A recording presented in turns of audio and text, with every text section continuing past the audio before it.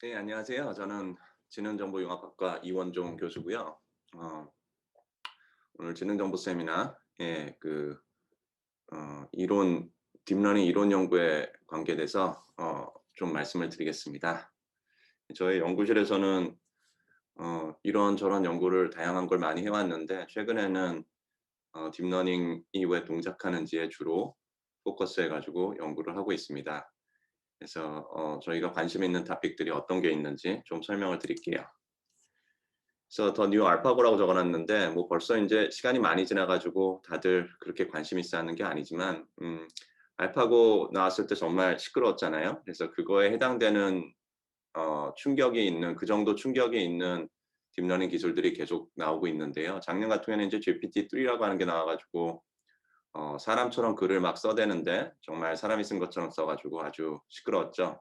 예, 그게 너무 잘 되니까 거기서 그다음 단계로 넘어가서 또 여러 가지 기술을 개발했는데요. 예, 이거 보신 분들 꽤 있을 거예요. 요즘 가장 핫하게 회자됐던 그림이죠. 이거는 뭐냐면 DALL-E라고 하는 또 알고리즘을 만들었는데 이게 오픈AI에서 만든 건데 뭘 했냐면 예를 들면 이런 겁니다. 여기 보시면은 일단 프롬프트를 좀 띄워 볼까요?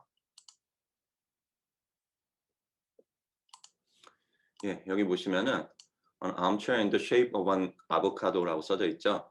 그래서 아보카도 모양의 의자라고 텍스트를 딱 치면은 이 알고리즘이 알아서 아보카도 모양 의자들을 잔뜩 디자인해 준 겁니다.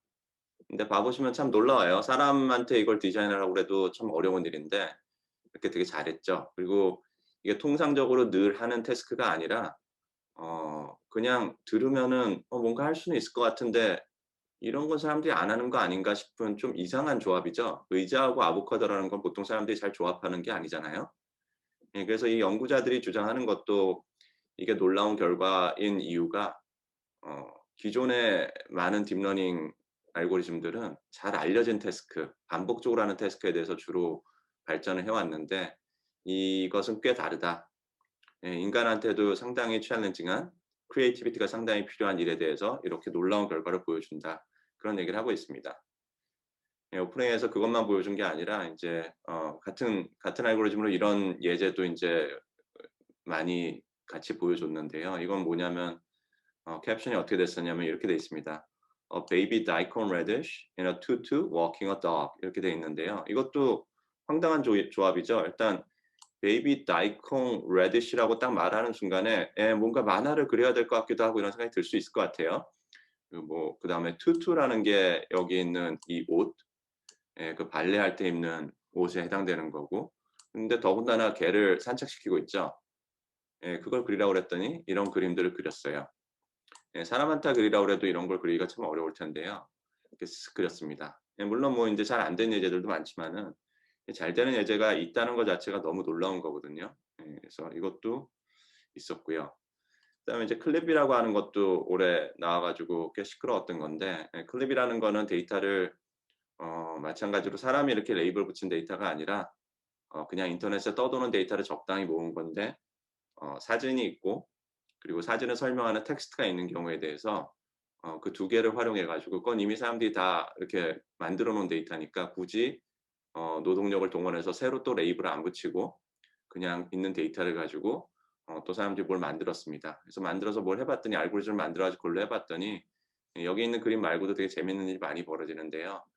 기존에 딱 이미지넷으로 이런 이미지가 있고 이거는 바나나, 바나나, 바나나 이런 식으로 레이블이 잘 붙어 있는 걸 가지고 아주 좋은 성능을 냈던 거의 업계 스탠다드처럼 쓰이고 있는 레스넷이라고 하는 딥러닝 아키텍처를 이용해 가지고 트레이닝을 하면은 이 정도 퍼포먼스가 나오는데 반환을 맞출 확률이. 근데 이 새로 만든 걸로 했더니 비슷한 퍼포먼스가 나오더라. 그래서 여긴 놀라운 게 아니고요. 놀라운 부분은 뭐냐면 근데 좀 확장된 데이터셋이라든지 아니면은 그런 그 데이터셋이 없었는데 좀 다른 스타일이라든지 예를 들면 이미지넷에는 이런 일러스트레이션 스타일의 그림은 없거든요. 그래서 이런 거에 대해서는 퍼포먼스가 되게 안 좋은데요. 기존의 알고리즘은. 근데 이런 식으로 학습을 했더니 되게 잘 돼요. 그다음에 뭐 다양한 또 이렇게 스케치를 했던 거에 대해서 돌려봤더니 스케치했던 데이터는 잘 못 봤기 때문에 기존의 알고리즘은 잘 못하는데 학습 데이터가 없었으니까. 근데 얘는 또 잘 됩니다. 뭐 이런 여러 가지 일들이 벌어집니다. 그래서 이게 지금 우리가 어 지금 현재 가장 시끄럽게 사람들이 보고 있는 문제라고 생각이 되고요. 자, 이건 인제 서두로 제가 그냥 이런저런 얘기를 하고 있는 건데요. 우리 AI 겨울이라는 얘기 많이 하잖아요. 그래서 뭐 AI 겨울이 몇 번 왔었고 그걸 다 극복하고 다시 시작이 됐고 이런 얘기를 하는데, 근데 한 4-5년 전에도 또 한 번 'AI 겨울이 오지 않을까.' 하는 얘기가 또 나왔었어요. 한 5 년 10년 가깝게 너무나도 많은 이노베이션이, 너무나도 많은 사람이 열심히 계속하다가 인제 중요한 거가 다 된 것 같고 더 이상 완전히 새로운 것들이 좀 안 나오는 것 같아 가지고 '또 겨울이 오지 않겠나.' 하고 잠시 걱정을 하던 시절도 있습니다. 근데 그 시절이, 그 걱정을 잠깐 하다가 요즘은 그 얘기 아무도 안 하거든요.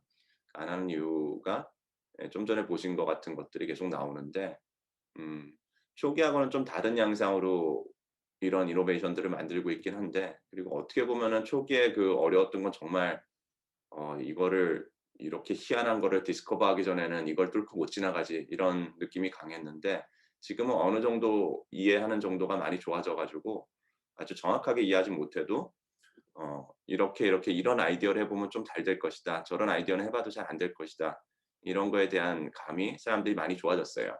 그래서 그래 가지고 좀 더 이노베이션하는 방법이 좀 바뀐 것 같아요. 어찌 됐든 중요한 거는 계속 이런 이노베이션이 지금은 아직까지는 계속 발생을 하고 있고요. 뭔가 좀 전에 보신 그림들처럼 서프라이징한 결과들이 계속 나오고 있고, 그리고 어플리케이션 에리아도 계속 증가하고 있죠. 여러분 인제 단편적인 예가, 여러분 스마트폰 앱에서 인제 AI로 활용해서 여러분들이 여러 가지 엔터테인먼트 하는 것들이 점점 늘어나고 있죠. 예, 그것뿐만 아니라 다양한 분야에서 계속 늘어나고 있고요.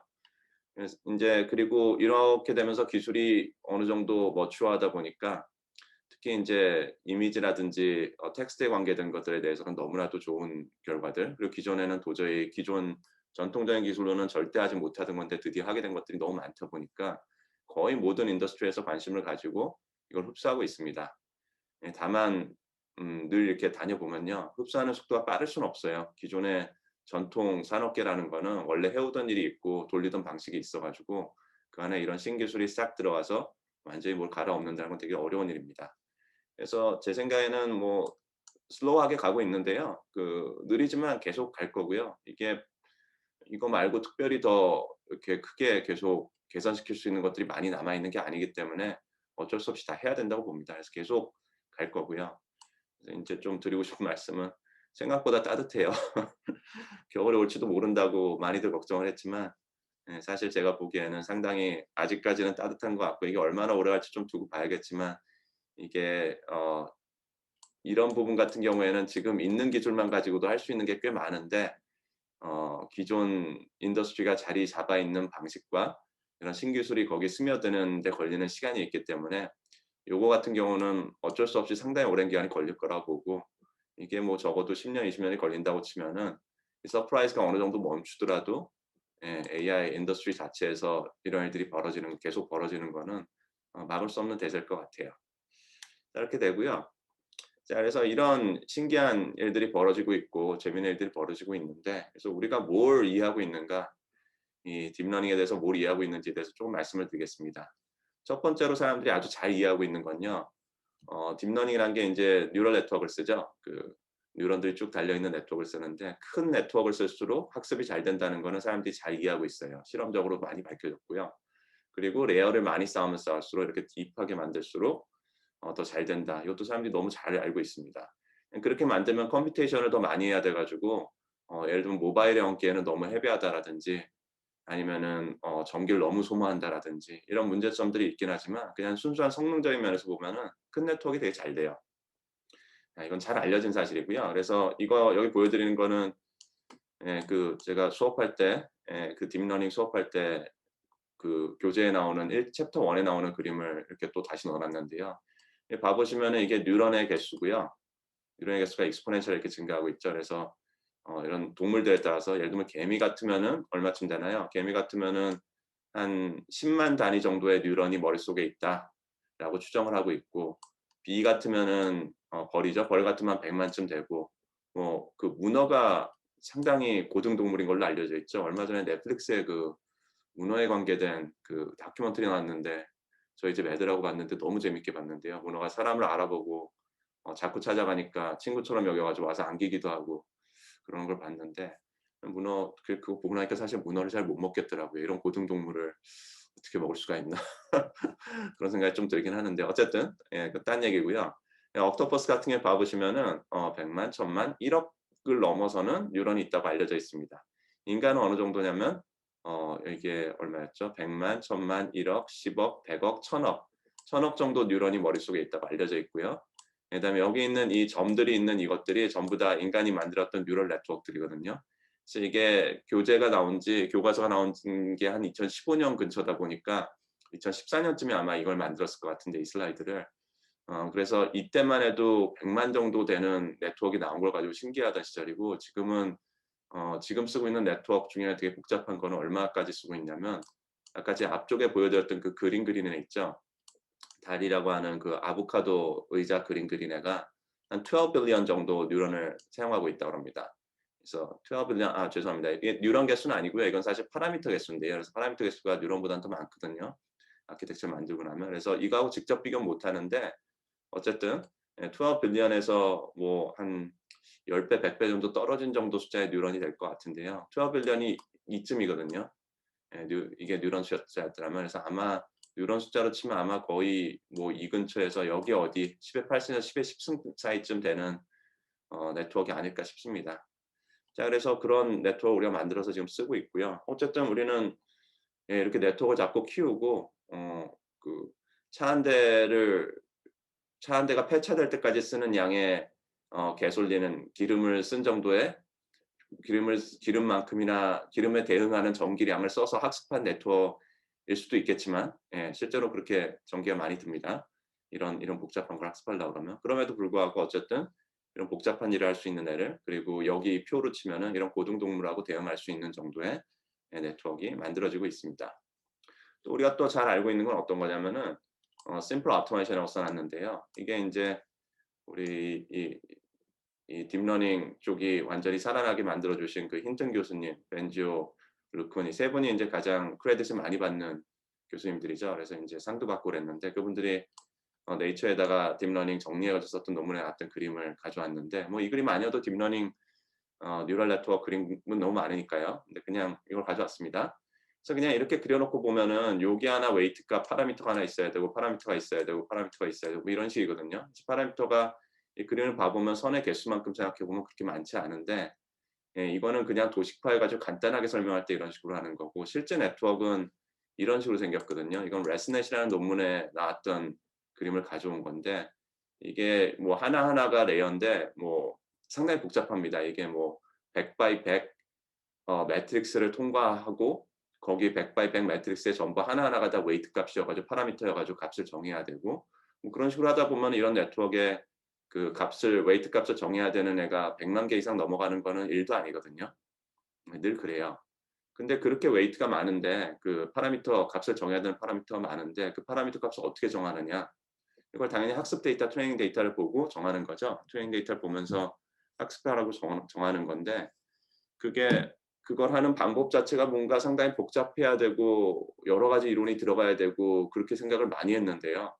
그래서 인제 90 년대 같은 데 연구를 할 때는 해시안을 써 가지고 한다든지 해시안 가지고 안 되니까 뭔가 더 복잡한 걸 해 본다라든지 이런 생각을 되게 많이 했었는데 결국 지금 우리가 알고 있는 거는 아주 단순한 이거 아마 앤드류 교수님 그 콜세라 수업에 나오는 그림일 텐데요. 아주 단순한 스토캐스틱 그레디언트 디센트라고 하는 그냥 가장 심플한 그레디언트를 계산해 가지고 미분을 한 번만 해 가지고 그걸 가지고 이 웨이트 값을 살짝 조금 업데이트하고 또 새로운 예제를 본 다음에 또 살짝 업데이트하고 새로운 예제를 보고 살짝 업데이트하고 이거를 끊임없이 반복하는 방식으로 파라미터 값을 계산하기만 하면 어지간하면 잘 되더라. 학습이 되더라. 이렇게 복잡한 거를 학습해내더라. 아까 보여줬던 것도 다 그런 식으로 학습한 겁니다. 아까 그 다이콘 그림 그리고 아보카도 그림 그린 것도 학습 방법 자체는 기본적으로는 이런 심플한 방법을 쓰고 있는 거거든요. 그래서 복잡한 게 잘 되는 게 아니라 이렇게 심플하게 잘 되는데 대신 심플한 애를 정말 정말 많이 계산을 반복적으로 해야지 결국 네트워크가 예, 우리가 원하는 웨이트 값을 가지게 된다라는 거 우리가 아주 잘 이해하고 있습니다.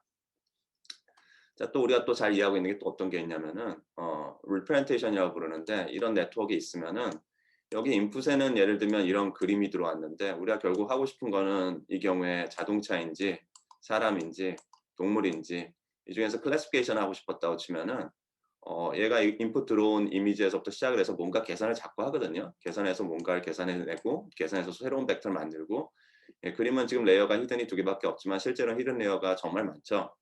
뭐 몇십 개, 몇백 개 정도 있는 게 이제 상당히 많이 있는데요.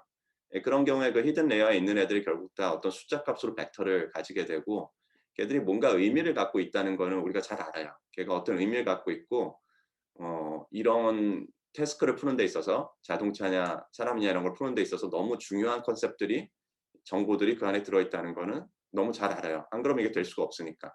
이게 된다는 것 자체가 그 안에 정보가 잘 들어있다는 증거죠. 근데 다만 우리가 잘 이해를 못하는 거는 그 정보가 아주 잘 오거나이즈가 돼 가지고 잘 정리가 돼야지만 결국 마지막에 있는 알고리즘 마지막 부분이 그거를 이 중에 하나를 고르는 걸 잘할 수가 있는데 그래서 딥러닝이라는 애가 정보를 잘 오거나이즈 해 준다는 거는 우리가 잘 알고 있는데요. 잘 오거나이즈 한다는 게 도대체 뭘 의미하는지는 우리가 잘 모르고 있습니다. 초기 연구에서는 이런 생각을 많이 했어요. 이렇게 이미지가 들어오면은 아주 조그마한 요만한 단위로 바꾸면서 뭐 가로 무늬가 있는 것인지 세로 무늬가 있는 것인지 각도가 있는 무늬가 있는 것인지 색깔이 어느 종류인지 이런 것들을 먼저 파악을 하고 밑에 쪽 레이어에서 그거에서 어떤 조금 더 진보한 개념을 만들어내고 예를 들면 바퀴의 그 동그라미에 해당되는 개념이 있다라든지 네모에 해당되는 개념이 있다라든지 그래서 더 위로 올라가면은 좀 더 진보해 가지고 사람 얼굴이 살짝 보이실 텐데요. 사람이란 개념으로 그걸 조합을 해낸다라든지 자동차 바퀴 주변에 있는 자동차 관련된 것들로 조합을 해낸다라든지 이런 식으로 개념을 하이라키컬하게 배울 것이다라는 생각을 되게 많이 했고 그거를 서포트하는 결과도 많이 나왔었습니다. 근데 지금은 꼭 그렇지도 않다는 의견이 되게 많고요. 이 부분에 대해서 실제로 얘가 어떤 식으로 정보를 정리하고 있는지는 우리는 아직 충분히 잘 이해하지 못합니다. 예, 관련지어서 여기 넣어 놓은 것도 또 너무너무 우리가 잘 알고 있는 부분인데 예, distributed representation이라고 힌튼 교수님이 옛날에 80년대에 이미 논문을 쓰셨던 거 80년대였던 것 같아요. 그런데 예를 들면은 우리가 고양이하고 뭐 캣하고 덕하고 또 뭐가 있을까요? 마우스하고 뭐 이런 것들을 클래시피케이션에서 구별한다고 치면은 기존의 알고리즘들은 캣을 하나의 개념, 도그를 하나의 개념, 마우스 하나의 개념 이런 식으로 해 가지고 문제를 풀었다면은 이거는 이 선이 의미하는 게 뭐냐면 이쪽으로 가면은 털이 있는 어떤 것, 이쪽으로 가면 털이 없는 것. 뭐 이거는 이쪽으로 가면 눈이 있는 어떤 것, 이쪽으로 가면 눈이 없는 것. 예, 뭐 이런 식으로 개념을 배우는 거거든요. 이렇게 개별적인 작은 컴포넌트에 해당되는 개념들을 이렇게 따로따로 학습해 가지고 이렇게 선을 그을 수 있으면은 결국은 여기 이렇게 표현되는 조합의 개수가 선은 3개밖에 없는데 지금 봐 보세요. 선은 3개밖에 없지만 여기서 구별할 수 있는 어떤 사물의 종류가 하나, 둘, 셋, 넷, 다 17개나 되죠.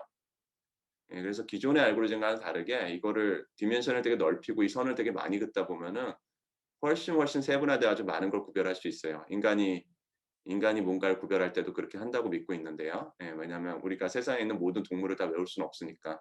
예, 세상에 있는 모든 개들을 하나하나 따로 외울 수도 없으니까 개라고 하는 것은 기본적으로 A라는 property 만족해야 되고 B라는 property 만족해야 되고 이런 식으로 우리는 recognize를 하고 있는 거죠. 그래서 딥러닝이 이런 걸 하고 있다라는 거는 이렇게 안 하고는 될 수가 없기 때문에 우리가 잘 알고 있는 것들입니다. 또 잘 알고 있는 거는 인제 딥러닝 연구하시는 분들은 다 늘 하시는 일이 이런 일인데요. 여기 딥마인드에서 인제 representation에 관계된 튜토리얼을 작년에 했었는데 거기서 슬라이드는 가져온 거고요. 이렇게 모델 즈라고 적어 놨는데 정말 그냥 동물원입니다. 그래서 정말 다양한 아키텍처가 있고요. 다양한 방식으로 딥넷을 만드는 방식이 있고 그것들을 다 여러 가지 디자인들을 해 보면서 잘 되는 걸 찾은 거거든요. 그래서 뭔가 또 새로운 문제를 풀 때는 새로운 문제에 맞게끔 기존에 잘 알려진 거를 어떻게 조금 잘 변형하면 잘 될까 이런 연구를 정말 열심히 합니다. 그런 거에 해당되는 게 뭐 겐이라고 하는 한 번씩들 다 들어보셨을 만한 것도 있고 그다음에 이건 아키텍처는 정확하게 아니지만 학습하는 데이터를 어떻게 집어넣어 줄까에 관해서 컨트라스티브 러닝이라는 게 있고 또 요즘 한참 뜨는 셀프 스포이스 러닝이라는 방식이 있고 뭐 이런 것도 있습니다. 어쨌든 이렇게 아키텍처를 되게 열심히 디자인하고 데이터를 어떻게 사용할지 열심히 고민해 가지고 뭘 해 보면은 좋은 일이 생길 수 있다. 좋은 결과가 나올 수 있다. 그럼 우리가 잘 이해하는 거고요. 실제로 그런 거에 예제로 be creative on what you do라고 적어 놨는데요. 이것도 나온 지 꽤 오래된 논문인데요. 이 논문을 비롯해서 여러 가지 논문들에서 시작해 가지고 지금 현재 인제 아까 같은 그 아보카도 같은 그런 데까지 도달하게 된 건데, 이건 뭐냐면 레이블이 없는 데이터에서 여기 고양이 가운데 부분을 중심으로 여기 패치를 보여주면서 여기 패치 사진에 대해서 이게 1번 자리게 2번 자리게 3번 자리게 이걸 맞추게 하는 태스크를 시킬 수가 있거든요. 그렇게 알고리즘을 학습시킬 수 있어요. 이걸 보여주면서 이게 1, 2, 3, 4, 5, 6, 7, 8 중에 몇 번일까? 예, 파란색 대비 상대적으로 예, 이렇게 할 수 있습니다. 이건 레이블이 따로 필요 없는 학습 방법이죠. 왜냐하면 파란색 있는 거를 기준으로 그냥 이렇게 그냥 그림을 자르면 되잖아요. 이 자리에 해당되는 걸 자른 다음에 그럼 정답을 알거든요. 여기서 잘라내 가지고 우리가 인풋으로 넣어 줬으면 2 번이 정답인 상황인 거고, 여기서 잘라서 넣었으면 7 번이 정답인 상황인 거고. 그래서 이런 식으로 학습을 해 보면은 뭔가 어떤 개념들을 잘 학습을 해요. 그래서 그냥 레이블이 없이도 상당히 많은 걸 학습을 할 수 있고, 레이블이 없는 상태로 학습이 된 상태에서 레이블이 어느 정도 붙여진 작은 사이즈 데이터로 뭔가 해낼 수 있다라는 걸 사람들이 점점 깨닫기 시작합니다. 뭐 이런 것들. 근데 여기서도 그 셀프 슈퍼바이저 자체를 제가 설명하려는 것보다는 사람들이 연구를 발전시켜 간 방식에 있어서 아주 중요한 어떤 방법론이 상당히 크리에이티비티를 가져오는 거라는 거죠. 예, 이 문제를 어떻게 세팅을 하고 어떻게 딥넷을 학습시킬까에 대해서 상당히 크리에이티브한 방법들이 많이 있었고, 그런 것들이 큰 발전을 일으켰습니다. 자, 그래서 인제 이런 것들이 인제 우리가 잘 알고 있는 거고, 인제 저희 연구실에서 하는 연구의 가장 중심축에 해당되는 거를 설명을 드릴 건데, 저희는 그중에 우리가 이해하지 못하는 거에 대한 연구를 해요. 예. 정확하게 말하면은 이런저런 문제를 그냥 보는데요. 제가 계속 학생분들한테 지도를 그런 방향으로 합니다. "이런 펀더먼털하게 어려운 문제들을 우리가 풀어야 되지 않겠냐." 그러면 인제 학생분들이 많이 괴로워하시지만, 지도 교수가 이런 연구를 하자 그러면은 피하질 못하고 같이 연구를 하기도 하고 안 하기도 하고 그럽니다. 많이 재밌게 연구를 하고 있어요, 저희 연구실에서는. 그래서 저희가 잘 이해하지 못하는 것들 중에 가장 대표적인 것 몇 가지만 설명을 드리겠습니다. 첫 번째로 제너럴라이제이션인데요. 뭐 머신러닝 들으신 분들은 다 이해하시는 걸 텐데 그냥 한번 간단하게 설명을 드릴게요. 바이어스 베리언스 트레이드 오프라는 게 있고요, 우리가. 이 그림이 보여주는 게 뭐냐면은, 진짜 모델은 되게 이 경우는 되게 간단한 데이터예요. 우리 클래시컬한 그냥 x라는 1 차원짜리 인풋이 있고 y라는 1 차원짜리 압수를 맞추면 되는 아주 단순한 데이터인데, 정답은 이 주황색 선인데요. 진짜로 우리가 찾아야 되는 펑션은 그거에서 샘플링을 해서 옵서브 데이터를 받은 거는 여기 있는 파란색 점들이거든요. 그래서 파란색 점들을 가지고 우리가 모델을 만들어서 여기 있는 주황색 선에 해당되는 펑션을 하나 만들어내면은 예, 되게 인제 모델링을 프레딕션을 되게 잘하는, 여기 파란색 점이 없는 데서도 아웃풋 값이 얼마가 될지 잘 예측할 수 있는, 주어진 x에 대해서 예, 주어진 y가 뭐가 될지 잘 맞출 수 있는 그런 알고리즘을 만들 수 있는 거죠. 그래서 이거에 대한 아주 클래시컬한 설명은 뭐냐면은, 우리가 예를 들면 폴리노미얼 펑션으로 K차 함수로 이거를 모델링 하려고 그랬는데 1차 함수로 모델링을 했더니 너무 플랫하더라. 예, 진짜 정답은 이렇게 곡선이 있는데. 그래서 이런 게 언더피팅이 됐다 그러고, 4차 함수로 했더니 파란색 점들만 이용해서 피팅을 했더니 너무너무 잘 맞아떨어지는 좋은 결과가 나왔더라, 이런 거고.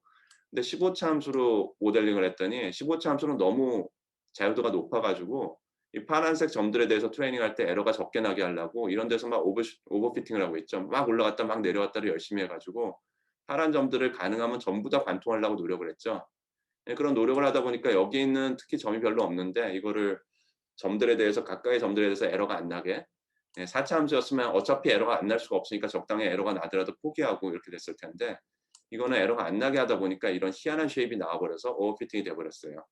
그래서 우리가 알고 있는 기본적인 이론적인 머신러닝의 세계는 알고리즘이 너무 자유도가 높으면, 예, 디그리 오브 프리덤이 너무 높으면은 오버피팅이 일어날 수밖에 없다라는 게 우리가 알고 있는 건데요. 예, 그거에 대해서 인제 사람들이 심지어는 인제 수학적인 이론도 만들어 놨습니다. Statistical Learning Theory라고 그래 가지고 샘플이 충분히 많아지면은 그런 좀 전에 봤던 오버피팅 같은 문제를 견뎌낼 수 있다. 그 문제를 해결할 수 있다라는 걸 이론적으로 증명해 놨는데, 여기 설명드린 게 뭐냐면, 요게 뭐냐면은 트레이닝 데이터만 가지고 K개의 모델 캔디데이트이 있었는데 이 중에 어느 걸 쓸까 고민하다가 트레이닝 데이터를 쭉 이밸루에이션 해본 다음에 그중에 트레이닝에 대해서 제일 좋은 퍼포먼스를 내는 거 하나를 딱 골랐을 때 그때 봤던 트레이닝 에러 값이 있고, 그다음에 진짜 못 봤던 데이터, 테스트 데이터로 다시 했을 때 나는 에러 값이 있는데, 어 트레이닝 했을 때 봤던 퍼포먼스하고 테스트 했을 때 봤던 퍼포먼스의 차이가 이런 수식에 의해서 바운드 된다는 걸 사람들이 증명을 해 놨어요. 예, 증명 자체는 사실 이해하고 나면 되게 그렇게 어렵지는 않은데요. 사실 이런 수식이 유도가 된다는 것 자체가 너무 놀라운 일이거든요. 그래서 이론적으로 왜 트레이닝 데이터를 가지고 학습을 해도 테스트 데이터에 대해서 좋은 결과를 얻을 수 있는지, 에러가 작게끔 유지될 수 있는지에 대한 이론적 근거가 존재합니다. 이런 statistical learning theory에서. 봐 보시면 수식이 어떻게 생겼냐면 분모에 데이터 수가 있어 가지고요. 데이터 수를 충분히 늘려나가기 시작하면은 트레이닝 했을 때 봤던 퍼포먼스랑 테스트했을 때 봤던 퍼포먼스랑 결국은 차이가 작아질 수밖에 없다는 걸 증명을 해 놨어요. 그래서 데이터 수 늘리면은 어지간한 건 다 해결된다라는 거를 보여 놨는데, 이게 우리가 알고 있는 클래시컬한 머신 러닝 티어리고요. 예, 이건 그거의 좀 확장된 버전인데 더 요건 좀 복잡하니까 그냥 지나갈게요. 근데 딥러닝으로 넘어오면 좀 얘기가 이상해지는 게, 아까 그 이론이 적용될 때 그 이론의 되게 중요한 부분이 모델이 얼마나 복잡한지, 얼마나 많은 숫자의 펑션들, 다른 종류의 것들을 표현할 수 있는지라는 개념이 있어 가지고, 그게 너무 커지면 그 바운드가 점점 커지기 시작하거든요. 그래서 타이트하지 않아 가지고 트레이닝 에러하고 테스트 에러가 별로 비슷할 필요가 없어지게 돼요. 근데 딥러닝 모델이라는 거는 세상에 있는 거의 모든 펑션을 표현할 수 있다, 이런 걸 목표로 해서 사용을 하고 있는데, 그렇게 되면은 표현이 가능한 펑션이 너무 exponentially 많아지다 보면은 아까 그 수식이 더 이상 타이트하지 않아 가지고 트레이닝 때 좋은 퍼포먼스를 보였어도 테스트 때 좋은 퍼포먼스를 보일 이유가 전혀 없거든요. 수식상으로는 그게 더 이상 증명이 안 됩니다. 이게 타이트하다는 거를. 그래서 오버피팅을 기대하는 게 우리가 너무나도 당연한 건데, 아까 그림으로 치면 딥러닝을 돌리면은 얘는 파라미터가 너무 많다 보니까 100만 개, 1000만 개 이렇게 쓰고 있다 보니까, 그전 서플 벡터 머신 쓰고 그러던 시절에 몇천 개만 돼도, 몇만 개만 돼도 황당하다 막 이렇게 되던 시절인데, 지금은 뭐 1000만, 1억, 10억 이렇게 가고 있죠. 예, 그렇게 생각해 보면은 당연히 이런 일이 생겨야 돼요. 딥러닝에서도. 트레이닝에선 좋은 퍼포먼스가 나왔어도 테스트에서는 안 돼야 되거든요. 근데 옛날부터 10년 전부터 이게 잘 되기 시작하던 온갖 어플리케이션 해볼 때마다 이 이슈가 한 번도 대두된 적이 없어요. 그냥 되면은 그냥 확 돼 버리고요. 샘플 숫자도 뭐 몇 천 몇만 밖에 안 되는데도 돼 버리고, 이상하거든요. 이게 말이 안 되는 것 같아요. 사람들이 이거에 대해서 한참 시끄러웠는데, 시끄러운 사람들이 어떤 논의를 했냐면은, 이게 사실은 뭔가 그 안에 어떤 컨스트레인트가 있어서 네트워크에 학습될 때 그 컨스트레인트 때문에 사실은 그렇게 디그리 오브 프리덤이 높은 게 아니다. 디그리 오브 프리덤이 높지 않기 때문에 오버피팅이 안 되는 거고, 아까 있던 그 바이어스 밸런스 트레이드 오프라는 건 여전히 존재하지만 그럼에도 불구하고 딥러닝은 어떻게든 그게 돌아가고 있는 것이다, 이런 믿음을 있었던 사람들이 있고요. 다른 사람들은 아니다, 딥러닝에 이게 파라미터가 너무 많다 보니까 예제들을 다 외워버리는 것 같다. 거의 메모라이즈 할 수 있을 정도로 그 예제들을 너무나도 큰 커패시티를 갖고 있어 가지고 결국은 예제들을 거의 외워버리고, 외운 걸 근거로 자꾸 뭘 하는 걸 내가 봤다. 그냥 이 연구를 하다가 그런 상황들을 여러 번 봤다. 그래서 이거는 좀 문제가 있다, 이런 생각들을 하고 있었습니다. 그래서 그거를 인제 정리해 주는 논문이 나오는데, 정리를 해 줬다고 그래도 수식적으로 뭘 정리를 해 주고 아까 statistical learning theory처럼 그런 게 아니라 정리를 해 주는 실험을 잘 설계해 가지고 여러 가지를 결론을 내리게 해준 논문이 나와요. 그래서 이런 논문이 나왔었는데, 이 논문은 인제 자세히 설명은 안 드리겠는데 어떤 결론이었냐면, 학습 데이터를 가지고 어떤 구조가 있는 패턴이 있는 데이터를 가지고 학습을 하면은 트레이닝 때도 잘 되고 테스트 때도 잘 됩니다. 이 사람들이 뭘 했냐면 트레이닝 데이터에 레이블들이 붙어 있는데 그 레이블을 랜더마이즈 시켜 버려요. 그래 가지고 구조하고 아무 상관이 없게끔. 그래서 예를 들면 엠리스트 데이터로 실험을 한다고 치면은, 엠리스트는 숫자 데이터잖아요. 1이 있고 뭐 2가 있고 그림 안에 3이 있고 뭐 이렇게 사람들이 쓴 거여서 1이 되게 여러 개의 이미지가 있고, 그런데 이거에 대해서 레이블을 다 1이라고 붙여 놨거든요. 이건 다 2라고 붙여 놨고, 그래 가지고 그 이미지마다 커먼한 패턴이 있으니까, 정말로 1은 1처럼 생겼고 2는 2처럼 생기고 그랬으니까 그거에 의해서 잘, 그 패턴 때문에 딥러닝이 잘 되는 것이다라고 믿고 있었는데, 이 사람들이 이거를 1인 것들의 예제가 5개가 있으면 5개를 다 랜덤하게, 하나는 레이블을 2라고 붙이고 하나 5라고 붙이고 하나 7이라고 붙이고 이렇게 막 섞어 버리거든요. 예, 그게 여기에 있는 이 랜덤 레이블이라고 하는 요 빨간 건데요. 그렇게 해 놓고 학습을 시켜 봤더니, 그러니까 트레이닝 할 때 그럼 학습이 안 돼야 되잖아요. 네트워크는, 그러니까 네트워크의 커패시티는 충분히 크지 않은데 디그리 오브 프리덤은 그렇게 크지 않은데, 근데 이걸 다 외워야 되면은 외울 수가 없으니까 결국은 학습이 안 돼야 되거든요, 트레이닝 할 때. 트레이닝 퍼포먼스가 에러가 제로로 갈 수가 없어요. 근데 해 봤더니 시간이 좀 더 오래 걸리긴 하지만 에러가 결국 0으로 가더라라는 거를 이 실험에서 보여줍니다. 결론은 뭐냐? 이 실험의 결론은, 일단 우리가 사용하는 딥 네트워크는 정말 다 외워버릴 수 있을 정도로 이걸 5만 장으로 한 건데요. 5만 장으로 학습한 건데, 5만 장의 각 1이라고 하는 것들이 다 숫자가 거의 비슷하게 생기고 약간만 다르게 생긴 이미지들인데, 그거의 차이를 다 외워버릴 수 있을 정도로 그래서 그 사이만 보고서 얘는 7 번으로 아까 랜덤하게 레이블 붙였던 거 저는 8 번으로 붙였던 거 이걸 다 맞힐 수 있을 정도로 엄청나게 큰 커패시티가 갖고 있는 것은 틀림없다라는 거를 이 실험으로 보입니다. 그래서 외울 수 있는 메모라이즈 할 수 있는 능력이 있는 네트워크이면은 틀림없는데 메모라이즈 하는 데는 시간이 훨씬 오래 걸리고요. 학습을 더 오래 이미지를 계속 여러 번 보여줘야 되고요. 대신 패턴이 있는 경우는 그렇게 많이 안 보여주고도 그 패턴을 정말 인식을 해 가지고 학습이 빨리 끝나 버리고요. 대부분 다 맞춰 버리고. 그래서 이 경우는 인제 진짜 패턴이 있던 경우는 테스트 데이터에 대해서도 잘 되고요.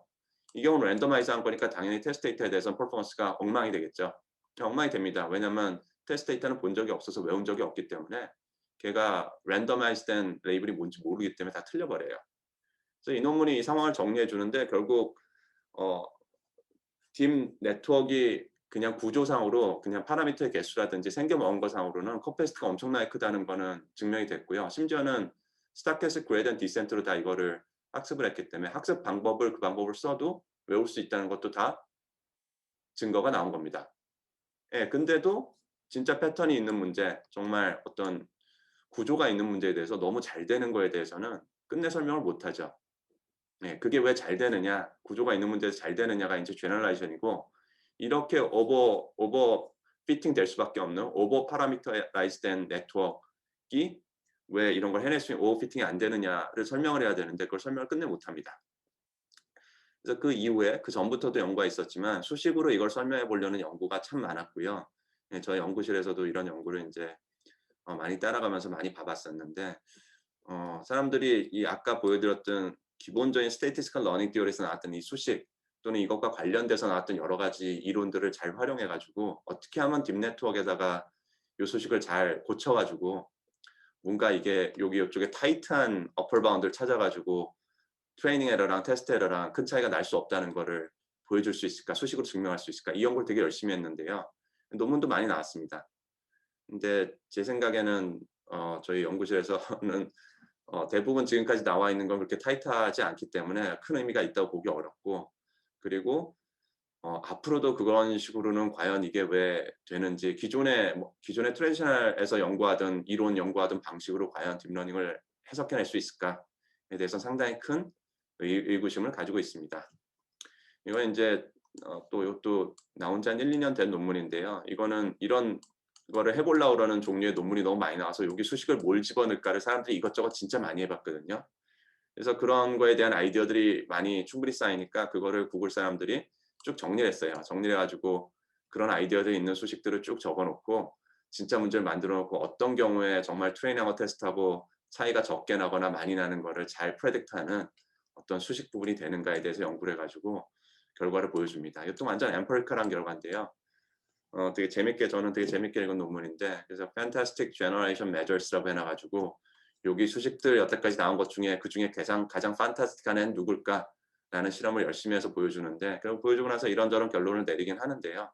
그게 충분히 강하게 이렇게 해서 정리가 됐습니다라고 말할 수는 없는 예 이런 연구를 열심히 해 봤는데 예 '이런 인투이션은 많이 좋아졌는데 이 이상으로 우리가 뭘 할 수 있을까요?'라는 생각이 드는 상황에 들어가 있습니다. 그래서 이 제너레이션이라는 게 너무너무 중요한 토픽인데요. 대부분의 AI 논문 쓰시는 분들은 이거에 대해서 아예 신경을 안 씁니다. 너무 어려운 문제고요. 이걸 증명한다는 거는. 그리고 그냥 되거든요. 되니까 되는 걸 이용해 가지고 여러 가지 연구를 해내면 되는 거지 이걸 굳이 내가 이해를 못 해도 상관이 없다라는 게 대부분 사람들이 연구를 하는 상황이죠. 그래서 아주 중요한 문제인데요. 이걸 우리가 이해하면은 더 많은 것들을 훨씬 더 많이 할 수 있을 텐데 불행히도 그렇지 못하고 있습니다. 그래서 아주 깨끗한 교과서 같은 설명은 아직까지 존재하지 않습니다. 자 그게 첫 번째 토픽이었고요. 두 번째 토픽은 이제 러닝 다이내믹스라고 적어 놨는데 딥러닝에서 우리가 이해하지 못하는 이제 두 번째 것. 아까 우리가 이해하는 것에서 이걸 이해한다고 설명을 드렸는데요. 뭘 이해하느냐? 그냥 아주 심플한 그레디언트를 사용하는 그레디언트 디센트 방법으로 학습을 시키면 학습이 된다. 파라미터 이렇게 많아도 된다라는 걸 이해한다고 말씀을 드렸잖아요. 네, 된다는 걸 우리가 이해하고요. 우리가 이해를 못하는 거는 왜 되는지를 이해를 못해요. 아무리 생각해 봐도 안 돼야 될 것 같거든요. 예 이렇게 단순한 방법으로만 안 돼야 될 것 같은데 특히 인제 초기에는 한 몇십 년 동안은 이게 '될 수가 없다.' 이런 식으로 이게 될 거라는 생각을 아예 못 했고 처음에 이게 될 때도 상당히 의심을 많이 했거든요. 그 이유가 뭐냐면은 우리가 알고 있는 전통적인 이론에서는 인제 non convex 또는 non-linear optimization이라고 부르는데 non-linear programming이라고도 부르고 그 컨벡스하지 않은 문제들 또는 리니어하지 않은 문제들에서 최적화 문제를 푸는 거에 대해서 이론이 아주 잘 연구가 꽤 오랜 기간 수십 년 동안 연구가 되어 왔던 분야거든요. 예 그거에 대해서 상당히 많은 것들이 이미 알려져 있습니다. 잘 정립된 학문 분야예요. 근데 그 학문 분야에서 배우는 걸로 치면은 이런 식으로 설명을 하거든요. 이게 문제가 이렇게 되게 복잡한 넌리니어 문제인 경우에 우리가 optimization을 하면 gradient descent를 하면 여기서 시작을 하면 gradient descent 해 가지고 점점 커지는 방향으로 가면 이렇게 가다가 '아 인제 더 이상 커지게 못 움직이네.' 하고 여기 멈추거든요. local optima라고 그러죠. 여기서 하필 시작을 했으면 이렇게 가다가 여기서 멈추고요. 딱 이걸 답이라고 뱉고요. 그래서 여기 글로벌 optima에 도달을 못 해요. 이게 우리가 알고 있는 가장 기본적인 이론이고요. 근데 이렇게 딥러닝처럼 디멘션이 상당히 큰 문제에서는 이런 로컬 옵티마의 개수가 인피니트거든요. 셀 수 없을 정도로 많습니다. 그리고 벡터 스페이스도 이렇게 심플한 원 디멘셔널 그림이 아니라 뭐 100 디멘셔널 뭐 또는 보는 관점 따라서 웨이트의 관점으로 보면은 millions of dimension이 있는 벡터 스페이스 안에서 이런 쉐입이 나온 건데 그 안에서 로컬 옵티마의 개수도 끊임없이 많을 뿐더러 그중에 글로벌 옵티마가 도대체 어떤 특징이 있는지 파악을 할 길도 없고요. 글로벌 옵티마를 참고로 찾을 수도 없습니다. 그거를 무슨 짓을 해도 찾을 수 없는 상황인데 근데 그냥 적당히 학습을 시켜 보면은 항상 좋은 결과가 나오거든요. 그리고 새로 학습을 하면 아까랑 다른 자리로 가 있는데 또 비슷한 결과가 나오거든요. 또 새로 해 보면 또 다른 데 가 있는데 또 비슷한 결과가 나오고 다 잘 돼요 다. 예 비슷하게.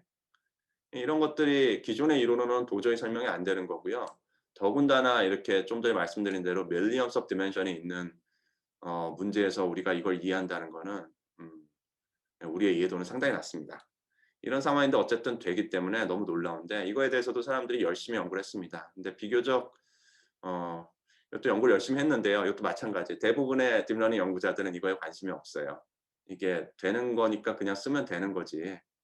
이걸 도대체 왜 이게 되는지를 내가 왜 이해해야 되느냐. 아니 다들 관심들이 있겠죠. 근데 너무 어려운 문제니까 손을 잘 안 대는 거죠. 예 그리고 뭐 본인들이 하는 연구들 분야에서는 여전히 이것과 상관없이 이걸 이해하든 못하든 연구를 할 수 있는 방법들이 있고 큰 프로그레스를 내고 있으니까 다들 이렇게 하고 계시는 거죠. 이렇게 되는 거고요. 그래서 인제 people have done이라고 적어 놨는데 사람들이 이렇게 이걸 이해할 수 없는 상황에서 어떻게 연구를 해냈느냐. 인제 이게 한 10 년쯤 전부터 시작해서 사람들이 10년 전 근처 전후로 해 가지고 사람들이 열심히 연구해 가지고 찾아낸 것들에 해당되는 건데 예 좀 전에 설명드렸던 그런 전통적인 우리가 잘 이해하고 있는 이론으로는 딥러닝이 왜 그레디언트 디센트로 이렇게 러닝을 하면은 웨이트가 잘 찾아지는지 학습이 되는지 그거를 설명할 길이 없고요.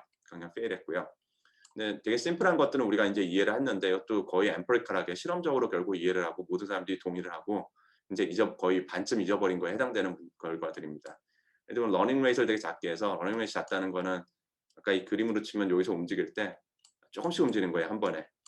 예 트레이닝 데이터 몇 장 가지고 계산해 가지고 그레디언트 요만큼 움직이고 요만큼 움직이고 이렇게 천천히 움직여 가지고 그래서 계산을 진짜 오래 하죠.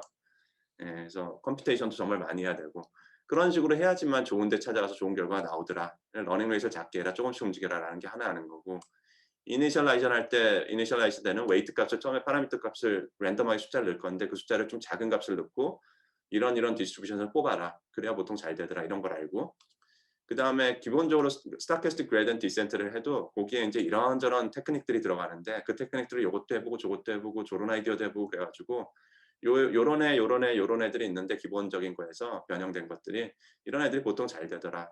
그런 걸 다 정립을 했습니다. 그래서 이게 어느 정도 정립된 다음에는 더 이상 사람들이 연구를 안 했어요. 안 하고 이거에 되게 다른 변화된 버전들도 많이 찾아서 비슷한 결과를 낼 수 있겠지만 더 이상 이거는 의미가 없다. 예 이걸 약간 더 좋아진 게 여기서 좋아진 예제가 나왔으면 저기선 또 잘 안 되는 예제가 나오기 때문에 의미가 없고 우리가 이 정도 찾아봤으면 충분히 우리가 앞으로 풀고자 하는 문제들에 필요한 옵션들은 충분히 다 구해 놓은 거니까 앞으로는 주로 이 옵션들만 트라이 해 보면서 예 튜닝이라고 그러죠. 여러분들이 요런 걸 튜닝하면서 요것도 해 보고 저것도 해 보고 그러는 거에 기본적인 세트를 정해 놓고 거의 암묵적으로 사람들이 딱 그거에서 벗어나지 않고 연구를 하고 있죠. 그래도 충분히 잘 되니까. 그래서 그게 사람들이 해낸 한 겁니다. 그래서 empirically 좋은 것들을 좋은 디자인을 stochastic gradient descent라는 좋은 디자인을 찾아 놓고 그거를 그냥 튜닝하면서 살고 있어요. 네 튜닝의 월드에 들어와서 살게 된 거죠. 예 그리고 튜닝을 해 가지고 결과가 좋아졌을 때 그게 왜 그런지에 대해서 특별히 뭐 설명도 안 해요. 설명이 불가능하니까. 예. 그리고 이제 이걸 연구를 잘하는 사람들은 이런 걸 되게 많이 해봐서 튜닝을 되게 잘해요. 이럴 때 뭘 해야 되는지 저럴 때 뭘 해야 되는지 시간을 많이 세이브하면서 움직일 수 있는 사람이 결국은 정말로 좋은 학습 결과가 나오는 예제까지 도달하는 거기 때문에 예, 이런 것들이 프로그래밍을 잘한다든지 이런 거에 대해서 튜닝하는 거에 경험이 많다든지 이게 연구의 정말 기본적인 어떤 소양이 돼 버렸죠. 자 이렇게 돼 버렸고요. 뭐 반면에 인제 이런 연구도 여러 가지가 나왔는데 대표적으로 이런 연구들이 있어요. 이런 연구는 뭔가 이게 학습을 해서 내가 네트워크를 하나 찾았더니 여기에 도달했는데 파라미터 스페이스 안에서 다르게 학습을 시작을 해 가지고 찾았더니 여기에 도달했다. 그래서 둘 다 좋은 퍼포먼스를 내는 두 개의 알고리즘인데 근데 얘네 둘이는 사실은 이 파라미터가 파라미터 스페이스 안에서 연결돼 있더라. 연결돼 있다는 게 어떤 의미냐면 걔를 요쪽으로 좀 움직여서 제 찾은 파라미터를 파라미터 컴비네이션을 여기서 요쪽으로 좀 움직이고 요쪽으로 움직이고 요렇게 잘 따라가면은 계속 좋은 퍼포먼스를 유지하면서 A라는 내가 찾은 네트워크에서 트레이닝한 네트워크에서 B라고 한 다른 방식으로 학습한 네트워크에 도달할 수 있더라라는 거를 보여주는 논문입니다. 그래서 이런 논문이 몇 개가 나왔는데요. 이런 논문들이 인제 암시하는 건 뭐냐면 내가 네트워크를 학습해서 도달하게 되는 그 파라미터는 다 다르지만 걔들이 전부 다 연결돼 있다는 거예요. 전부 다 글로벌 옵티멀이고 전부 다 연결돼 있고 그게 우리가 보고 있는 현상이다. 딥러닝이 그래서 그냥 이렇게 해도 잘 되고 저렇게 해도 잘 되는 것이다. 이런 종류 이론들이 있습니다. 그래서 이걸 서포트하는 여러 가지 실험들이 있고요. 이런 거를 보여주기 위해서 만든 방법론들이 있고 그런데요. 충분히 근데 이 딥러닝의 옵티마이제이션이 어떻게 되는 것인지 왜 가능한 것인지 다 설명한다고 보기에는 좀 무리가 있고요. 이런 현상들을 통해서 아마도 글로벌 옵티마는 정말 많고 거의 모든 로컬 옵티마는 글로벌 옵티마일 수도 있고 그리고 글로벌 옵티마는 되게 컨티니어스하게 연결돼 있을 것이다. 라는 정도의 정리를 하고 그게 이론적으로 깨끗이 정리는 안 됐지만 그 정도 인투이션을 가지고 이제 지나가고 있는 거죠. 요거는 인제 지난주에 저희 연구실에서 학생분께서 우리 랩에서 논문 그냥 매주 읽는 거에서 읽어 주신 논문인데요. 설명해 주신 논문인데 뭐 이런 연구도 있습니다. 이거는 이 논문 자체가 그렇게 중요한 건 아니고요. 이 논문이 인제 사람들이 되게 중요하게 이런 옵티마이제이션이 왜 잘 되는가, 트레이닝이 왜 되는가에 대해서 연구하는 그 이론적인 방법들이 있는데 그런 이론적인 것들이 이런 것들이 있습니다. 그래서 뭐 이건 더 얘기 안 할게요. 근데 되게 열심히들 노력하고 있습니다. 사람들이 어떻게든 이런 걸 설명해 보려고. 근데 재밌는 거는 요런 부분들이 인제 요즘 많이 뜨고 있는 연구인데 이런 연구를 하고 계시는 분들이 딥러닝, 머신러닝을 오래 하셨던 분들도 있지만요. 물리학자라든지 수학자라든지 이런 분들 중에 많이 계세요. 예 다르게 얘기하면은 어 그 다른 동네에서 복잡한 이론을 잘 정립해 놓은 이론들이 있으면은 '그걸 가지고 과연 이거를 설명할 수 있을까?' 하고 들고 들어오시는 경우들이 되게 많아요. 예 그걸 통해서 인제 어 인제 많은 발전이 이루어지고 있는데 인제 불행히도 인제 이 중에 어떤 거가 깨끗하게 이걸 설명해 주고 있는 상황은 아니지만 이런 식으로 온갖 정말 인터디시플리너리한 거죠. 온갖 학문 분야에서 수학적으로 설명이 되는 것들이 들어오면서 딥러닝에 는 어떤 의미가 있는지 해석을 계속 해 보고 있습니다. 이런 걸 통해서 계속 발전할 것 같아요. 이것도 근데 빠르진 못할 것 같고요. 이것도 상당히 어려운 연구들이라 조금 조금씩 옮겨갈 것 같은데 언젠가 좀 운이 좋으면은 누군가가 큰 브레이크스루를 한번 만들어 주시면 좋겠는데 그럼 우리가 좀 더 많은 걸 이해하게 될 텐데요. 자 그래서 이 러닝 다이내믹스라는 것도 비슷합니다. 오픈 프로블럼이고요. 교과서 같은 설명 존재하지 않고요.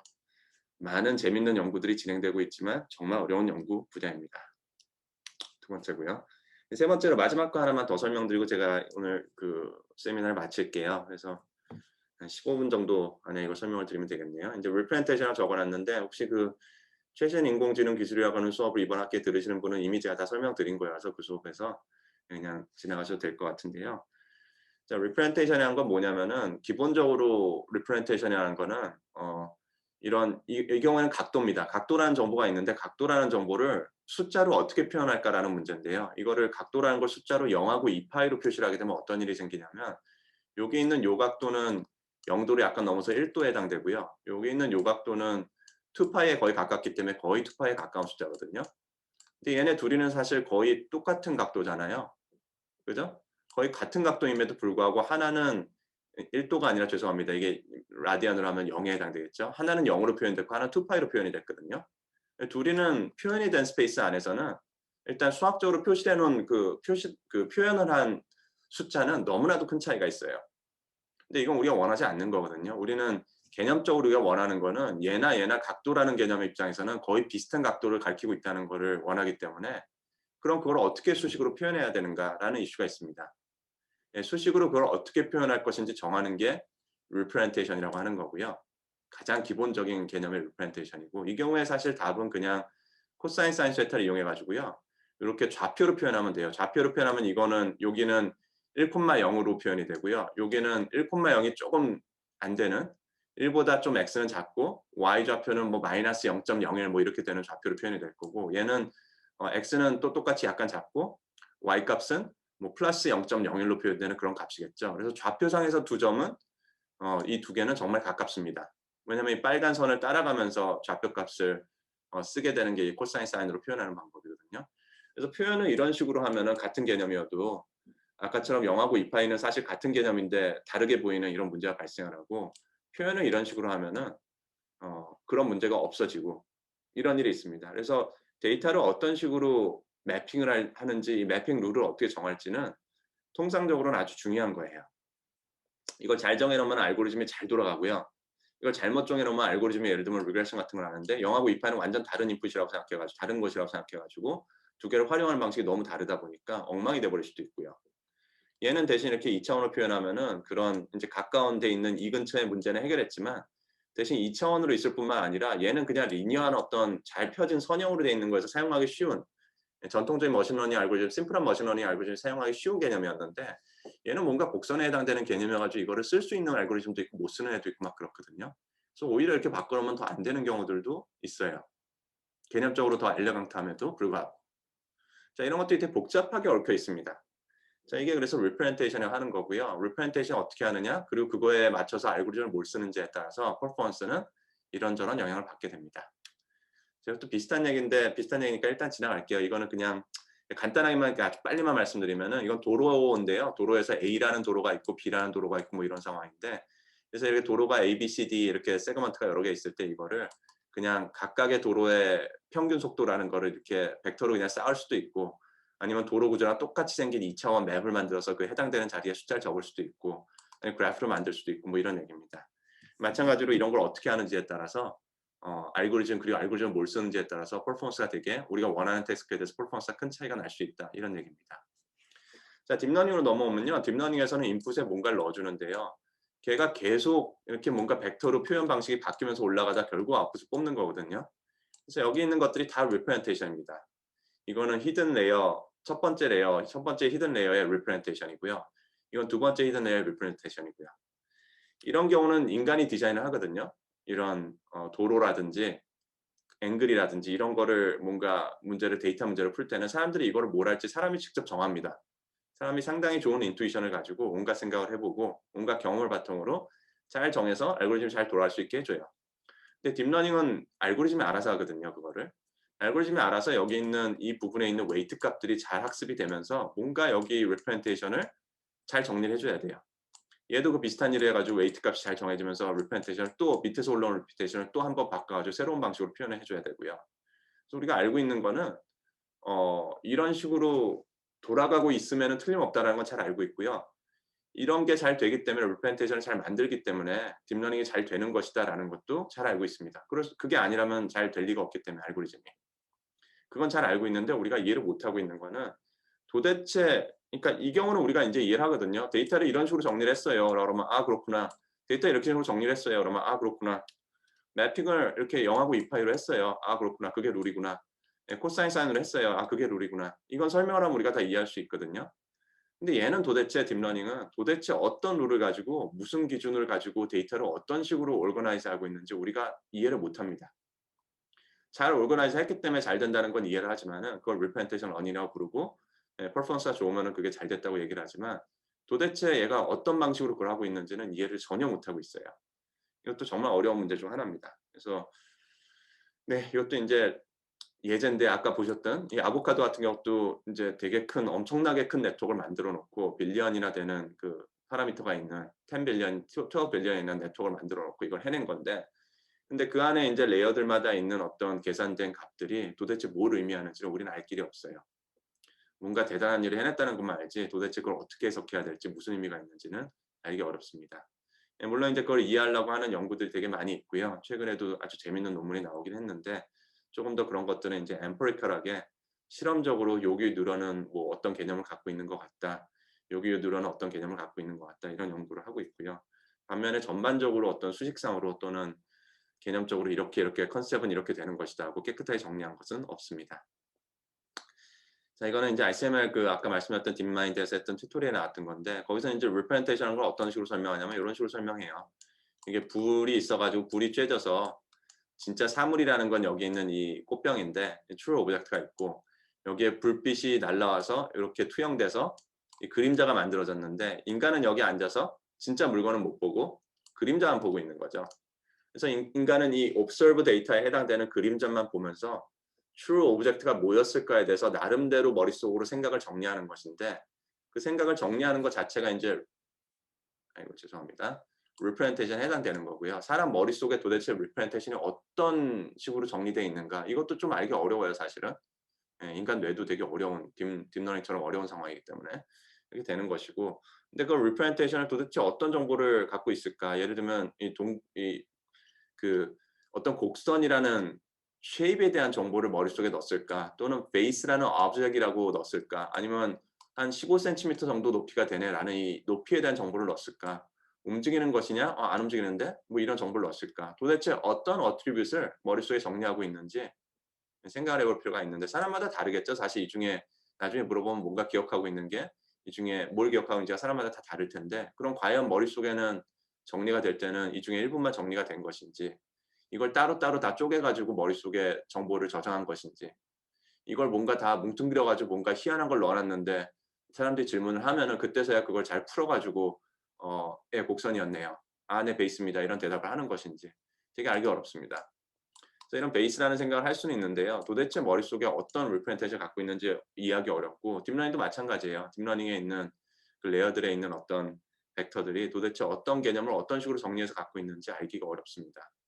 그래서 그거에 대해서 인제 이게 어려운 문제인데 good representation이라는 거에 대해서 인제 설명을 해 놨는데 인제 결국은 인제 보통 우리가 object classification 문제를 푼다고 치면은 클래시피케이션 문제를 풀면은 보통 이 true object가 있으면 베이스냐 아니냐 뭐 이런 걸 맞춰야 되거든요.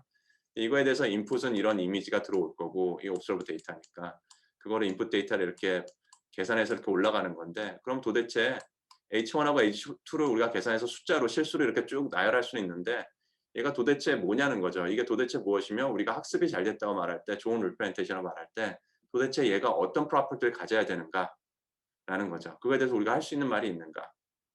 네, 그게 별로 없습니다. 그래서 되게 어려운 연구 문제고요, 이것도. 또 하나 적어 놓은 거는 그렇다면 우리가 제너럴하게 뭔가 다양한 태스크에 대해서 이렇게 클래시피케이션 말고도 다양한 거에 대해서 이 인풋 데이터를 활용하려고 그런다. 그러면은 도대체 여기에는 어떤 식으로 데이터가 오르거나이즈 돼야 되는가? 예, 이런 거에 대해서 우리가 어떤 가이드라인을 만들 수 있는가? 이런 건데요. 이것도 되게 어려운 문제고요. 이런저런 연구가 진행되고 있고 퍼포먼스가 좋아진 이런저런 태스크에 대해서 퍼포먼스가 좋아지는 방식을 찾는 거에 대해서 논문이 여러 많이 나왔지만은 실제로 이게 근본적으로 무엇인가에 대한 설명은 없다고 보는 게 맞을 것 같아요. 근본적으로 이거에 대해서는 사람들이 충분히 열심히 생각하고 있는지도 잘 모르겠어요. 이건 제가 개인적으로 너무 관심이 많은 주제인데 너무 어려운 문제이기도 한데 예 그렇습니다. 그런 게 있고요. 네. 뭐 비슷한 얘기입니다.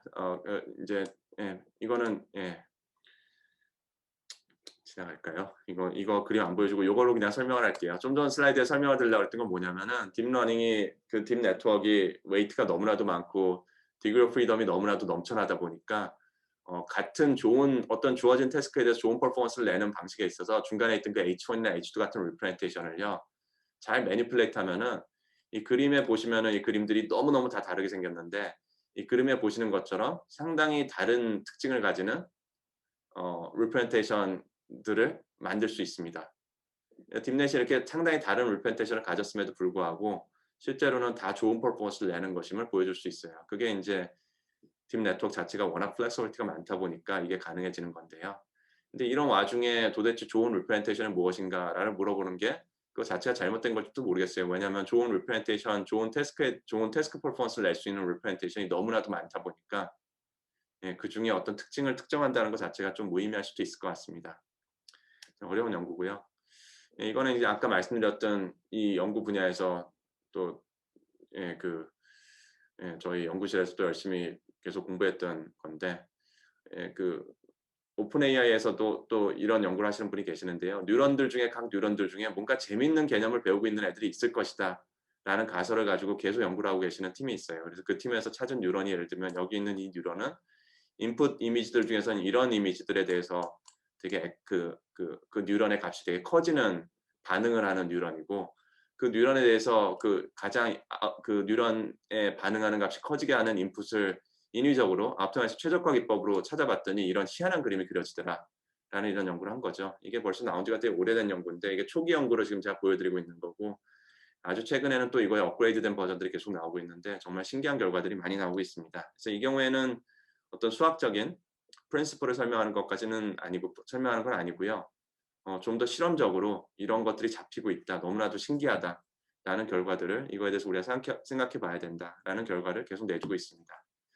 예, 좀 전에 이제 보여드린 거는 이제 이게 오피니언 1에 해당되는 건데 뭔가 뉴럴 네트워크의 뉴런들은 정말 어떤 개념들을 배우고 있을 것이다라는 어프로치고 예, 이분은 이제 이 논문을 쓰셨던 게 벌써 너무 오래된 얘기라 90년대 초반인가 그래가지고 오래전에 쓰신 거긴 하지만 지금도 어떤 대표성이 있는 논문인데요. Intelligence Without Representation이라고 우리가 어떤 문제를 풀려고 그러면 그 문제만 잘 풀면 되지. 중간에 어떤 representation에 해당되는 거에 대해서 어떤 개념이 있어야 된다. 어떤 특징을 만족해야 된다. 이런 걸 생각하는 것 자체가 잘못된 것이다. 특히 이제 80년대, 90년대 사람들이 하던 AI 연구는 그 representation 어떻게 돼야 되는지를 사람이 가서 직접적으로 디자인하고 매니플레이트 하면서 좋은 결과 나오는 걸 보여주면서 AI가 잘 된다 이런 연구를 했는데 그거 다 잘못된 거다. 사람이 가서 고기를 건드린 부분, 고기 디자인한 부분이 사실 AI가 해내야 되는 것인데 왜 인간이 그걸 건드리느냐. 예, 그거는 AI가 아니다. 뭐 이런 설명을 해주신 분입니다. 그래서 이런 논문이 있었고요. 논문 뭐 자세한 얘기는 안 할게요. 그래서 예, 휴먼이 이렇게 자꾸 이런 디자인을 하는데 이게 결국 이거를 휴먼이 디자인을 안 하고 알고리즘을 알아서 하게끔 하는 게 너무 중요한 거다라는 걸 얘기를 하신 거고 그리고 그렇게 AI가 디자인했을 때 인간과 같은 방식으로 인간이 이해할 수 있는 방식으로 이런 representation 매핑을 찾을 이유는 전혀 없다. 예, 그런 얘기를 해주신 건데 지금 딥러닝 대부분 태스크에 대해서 돌아가는 걸 보면은 이런 식으로 돌아가는 게 정말 많아요. 해석하기에는 우리가 뭔가 해석을 하거나 룰을 이해할 수 있는 부분이 아예 없다고 보는 게 더 맞을 것 같은데 근데 태스크 퍼포먼스는 아주 잘 나오는 그런 경우들이 정말 많습니다. 예, 반면에 인제 그렇지 않은 예제들도 또 많이 있고요. 자 그래서 인제 예, 요것도 지나갈게요. 그냥 재밌는 얘기인데요. 지나가겠습니다. 그래서 좋은 representation은 무엇이냐? 이것도 아주 중요한 문제인데요. 인제 세 번째로 제가 여기 넣어 놓은 되게 중요한 문제인데 뭐 많은 재밌는 연구들을 하고 있는데 아주 깨끗한 설명은 아직 없습니다. 이것도 마찬가지. 교과서 같은 설명이 아직 없는 아주 어려운 문제입니다. 네, 이렇게 말씀을 드렸고요. 그래서 theoretical research라고 적어 놨는데 예, 제 생각에 인제 딥러닝 티어리 리서치라는 게 좀 전에 보여드린 것 같은 그런 문제들에 대해서 아주 근본적인 문제에 대해서 어떻게든 실험적으로 이런 일이 있던데 너무 신기하다 이걸 넘어서는 이게 우리의 프린시플이다. 이런 식으로 돌아갈 수밖에 없는 것이며 이게 우리가 여러 가지 일을 하는 데서 가이드라인이 돼야 되는 중요한 이론이다. 이런 걸 도출해내는 게 목표입니다. 그래서 되게 어려워요. 네, 어렵고 되게 슬로우하고 그런데요. 어쨌든 우리한테는 이게 필요합니다. 지금은 또 인제 한 또 AI 윈터가 올지도 몰라요. 뭐 이런 얘기를 하던 또 4-5년 전에 또 많이 나왔던 얘기가 principled research를 해야 된다. 뭔가 principle이 있는 방식으로 연구를 하고 그냥 적당히 뭐 찾아보고 되면은 보고 하지 말고 정말 왜 그런지 설명하고 실험도 좀 rigorous하게 하고 그래야 된다는 운동이 한동안 있었거든요. 왜냐하면 그런 식으로 안 하고는 더 이상 프로그레스를 못 낼 것 같으니까. 예, 적당히 해 보는 걸로는 세상에 해볼 수 있는 너무 컴비네이토리하게 많으니까 그런 식으로는 못 하거든요. 그래서 뭔가 '이게 맞는 방향이다.'라는 거를 이론적으로 설명이 돼 버리면 앞으로 해 봐야 되는 거의 양을 확 줄일 수 있기 때문에 훨씬 빠른 속도로 프로그레스를 낼 수 있는 것인데 예, 그리고 그게 티어리가 하는 일이고요. 이렇게 뭐라 그럴까요? 가이드 같은 거죠. 티어리라는 거는 예, 어떤 연구라든지 인더스트리라든지 뭔가를 만드는 거라든지 그게 가야 될 방향에 대해서 앞쪽에서 방향을 지시해 주는 역할을 하는 건데 그게 너무 없이 연구를 하다가 그게 있어야 된다는 얘기를 또 한참 하고 있었거든요. 예, 요즘은 또 그 얘기가 좀 줄었어요. 또 그런 식으로 또 완벽하게 설명을 못 했어도 여러 가지 방향을 잡고 그걸로 연구를 계속 진행을 했는데 좋은 결과를 계속 꽂고 있는 상황이기 때문에 또 한동안 이렇게 갈 것 같습니다. 또 이렇게 가다가 또 막히겠죠. 막히면 또 인제 이론적인 연구를 뭘 해야 되는가에 대해서 또 얘기가 나올 거고요. 예, 그런 얘기가 나오기 전에 온갖 다양한 연구자들이 이론적인 방면으로도 약간 계란으로 바위를 치는 것 같은 느낌이 나는 경우가 많음에도 불구하고 다양한 연구를 하면서 조금씩 프로그레스를 내고 있습니다. 그래서 이런 이론 연구는 정말 중요한 것이고요. 그래서 뭐 3번이나 말씀을 드렸는데 자세히 보시면 아시겠지만 3번 그 3가지 타표 말씀드려서 마지막 슬라이드가 사실 내용이 똑같거든요. 그냥 교과서 같은 설명이 아직 없는데요. 되게 중요한데요. 결론이 다 똑같아요. 되게 중요한데 어렵네요. 뭐 이런 식이에요. 그래서 예, 되게 어렵긴 하지만 우리가 조금씩이라도 프로그레스를 내면서 인사이트 만들고 인투이션을 만들면서 계속 발전해 나가야 되는 거고요. 예, 그런 식으로 해 가면서 결국 우리가 아보카도 체어를 찾는 거기 때문에 또 다음에 아보카도 체어를 찾기 위해서는 예, 이런 이론 연구도 아주 중요한 분야이니까 계속 어려운 문제임에도 불구하고 우리가 계속 시도를 해야겠죠.